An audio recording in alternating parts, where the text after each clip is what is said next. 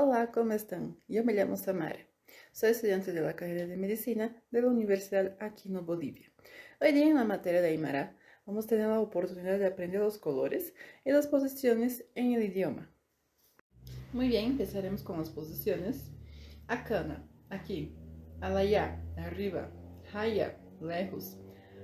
Ayanacha, bajo. Hanka, cerca. Manca, abajo. Empezaremos a aprender los colores en el idioma aymara. Azul, larama. Rojo, chupica. Café, champing. Amarillo, quelho.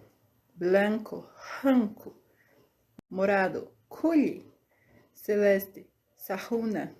Verde, chosna. Laranja, arumi. Rosado, jancuilla. Negro, chiviara. Gracias.